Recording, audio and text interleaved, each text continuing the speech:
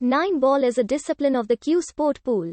The game's origins are traceable to the 1920s in the United States. It is played on a rectangular billiard table with pockets at each of the four corners and in the middle of each long side. Using a cue stick, players must strike the white cue ball to pocket 9 colored billiard balls in ascending numerical order. An individual game is won by the player pocketing the 9 ball. Matches are usually played as a race to a set number of racks, with the player who reaches the set number winning the match.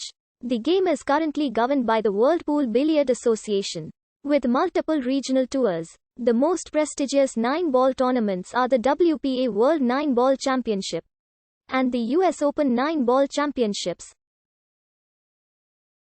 Notable players in the game include Efren Reyes, Francisco Bustamante, Torsten Homan, Earl Strickland, and Shane Van Burning. The game is often associated with hustling and gambling, with tournaments often having a buy-in amount to become a participant. The sport has featured in popular culture, notably in the 1961 film The Hustler and its 1986 sequel The Color of Money. 9-ball has been played with varied rules, with games such as 10-ball, 7-ball and 3-ball being derived from the game. While usually a singles sport, the game can be played in doubles, with players completing alternate shots. Examples of tournaments featuring doubles include the World Cup of Pool, World Team Championship and the Mosconi Cup. The game was established in America by 1920. Although the exact origins are unknown, 9-ball is played with the same equipment as 8-ball and other pool games. The game of 9-ball is played on a billiard table with 6 pockets and with 10 balls. The cue ball, which is usually a solid shade of white, is struck to hit the other balls on the table. The remaining balls are numbered 1 through 9, each a distinct color, with the 9-ball being striped yellow and white.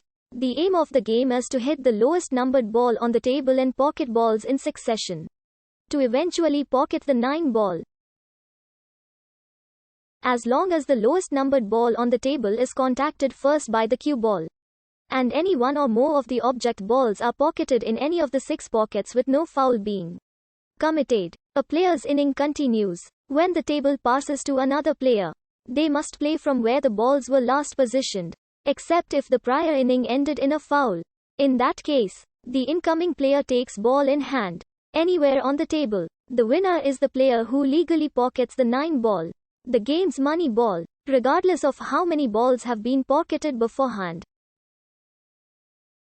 This can happen earlier than the 9-ball being the sole remaining object ball on the table if it is pocketed via a combination or other indirect method. Each rack begins with the object balls placed in a rack and one player playing a break. The object balls are placed in a diamond-shaped configuration, with the 1 ball positioned at the front on the foot spot, and the 9-ball placed in the center. The rack used to position the balls may be either triangle-shaped, as is used for 8-ball and other pool games, or a specific diamond-shaped rack that holds only 9 balls may be used. Racks are usually made of wood or plastic. A template that lies on the table during the break has also come into use. The break consists of hitting the 1 ball, with the attempt to pocket any ball. If the 9-ball is successfully potted, the player automatically wins the rack. This is sometimes known as a golden break. Additional rules in some tournaments exist, such as a number of balls having to reach the head string, and players can be chosen to break alternatively or whoever won the preceding rack. The break is often the most crucial shot in 9-ball, as it is possible to win a rack without the opponent having a single shot. This is often called a break and run, or running the rack. Earl Strickland holds the record for break and runs, after he successfully ran 11 consecutive racks in a tournament in 1996. The first break of a match is sometimes decided by a flip of a coin, but often by playing a lag, with both players playing a cue ball down the table, the closest to the top rail winning the initial break. After the break, if no balls were pocketed, the opponent has the option to continue the rack as usual, or to play a push-out. The rules on a push-out are different to those of a regular shot, as the shot does not need to hit a rail or ball. Any balls pocketed are returned to the table.